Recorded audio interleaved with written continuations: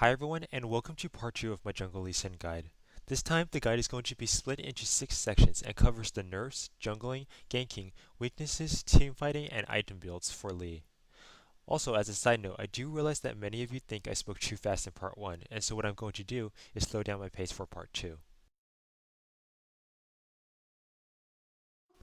Unfortunately, when Ziggs was released, Lee Sin was nerfed.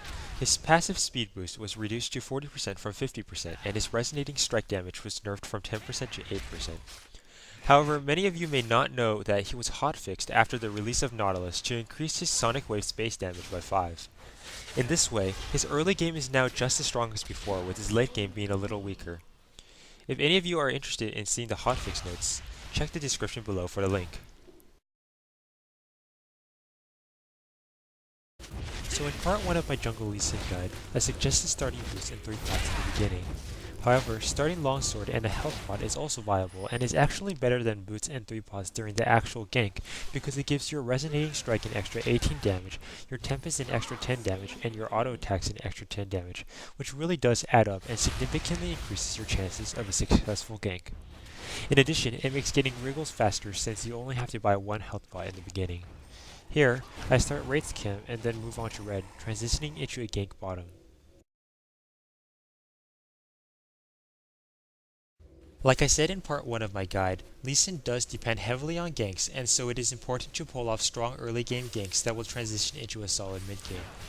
When leading into a gank, it's important to run up to the enemy and use Tempest and Cripple first, to slow the enemy down and make it significantly easier to land your Sonic Wave.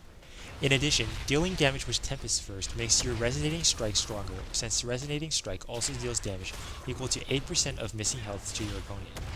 Gank from areas that your opponents generally don't ward or have a difficult time escaping, such as the Tribush or the mid-choke point. This isn't to say that the opponents won't ward these areas, and so a good idea is to ask your teammates where the opponents have warded so far. A good Lee Sin player understands the mentality of players well. Here, Gragas has gone down to gank bottom, and Vladimir sees that and follows him. However, I already know that Vlad is going to fall, so I hide in the bush and wait for him to come, allowing me to kill him from full health. Ward jumping is a strong technique that most Lee Sin players don't utilize. Placing a ward to jump to increase the range of your Sonic Wave takes a lot of practice but is very rewarding.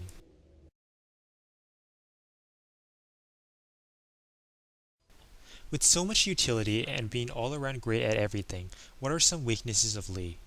The first and foremost weakness of Lee is his inability to carry hard late game.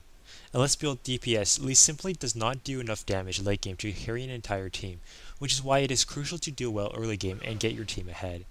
If Lee is built DPS, his damage output is strong but is far too squishy to be even considered much of a tanky DPS. Too many times have I seen DPS Lee Sins lead the charge only to end up dead before they can utilize even 20% of their potential damage output. Lee Sin tends to serve several roles during team fights, and his roles vary depending on how he is played. As tanky DPS, Lee is better off played as a pure instead of ranged AD. Just looking at his skills kit should make this obvious. Lee is able to slow the enemy ranged AD's movement speed and attack speed, while at the same time is able to shield your own ranged AD for a significant amount. And even then, he has Dragon's Rage which can peel off enemy champs and protect your squishies. In certain respects, he is better than Janna at protecting your ranged AD because he does much more damage and can slow the attack speed of the enemy ranged AD. Finally, his Sonic Wave can be used to finish off enemy champs and clean up the fight. As full DPS, Lee generally wants to go for the enemy ranged AD carry, but instead of shielding others, he wants to use the shield himself. DPS Lee Sin has the potential to drop an enemy squishy from 100 to 0 easily, and if played correctly can be extremely devastating.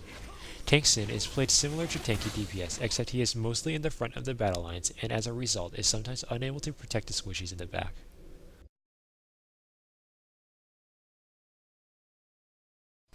In part 1 of my Lee Sin guide, I gave a sample item build that goes well with Lee. Please don't follow that item build without deviation in every one of your games. Use your own judgment when deciding what to build. After you finish your core of Wriggles and Boots, you don't have to go Phage or Giant Spell.